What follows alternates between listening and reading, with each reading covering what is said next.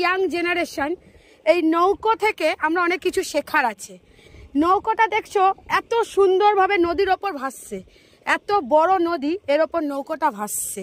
এত বড় নৌকো, এত বড় নদীর মধ্যে ছোট একটা নৌকা ভাসছে। আমাদের জীবনও ঠিক সেই রকম। দেখো এই নদী হচ্ছে একটা সাগর, মানে ওই নদী হচ্ছে ভবসাগর।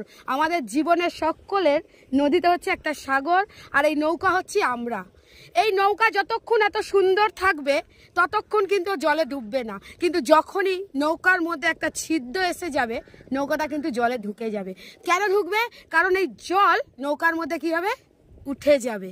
নৌকার মধ্যে যখনই এই জল উঠে যাবে তখনই কিন্তু নৌকা ডুবে যাবে। ঠিক সেরকম আমাদের জীবনে যদি জাগতিকতা ঢুকে যায়, আমাদের জীবনরূপী নৌকা কি হয়ে যাবে? ডুবে যাবে, ফুটো হয়ে যাবে, আর আমরাও এই ভবসাগরের মধ্যে কি হব? ডুবে যাব। তাই ঈশ্বর যখন আমাদের তৈরি করেছে, ঈশ্বর যখন আমাদের সৃষ্টি করেছে, তাহলে অবশ্যই আমাদের এই নৌকার মতো এই সাগরের মধ্যে ভাসতে হবে।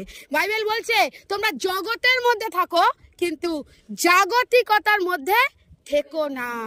এটাই বাইবেল বলছে আমাদের। আমরা জগতে রয়েছি কিন্তু জাগতিকতার মধ্যে আমরা নেই। আমরা আনন্দ করছি, প্রভুকে নিয়ে আনন্দ করছি, আমরা অনেক আনন্দ করছি, তার সাথে কিন্তু বাহিনীগণের সদা প্রভু আমাদের সঙ্গে রয়েছে। Amen, amen, hallelujah.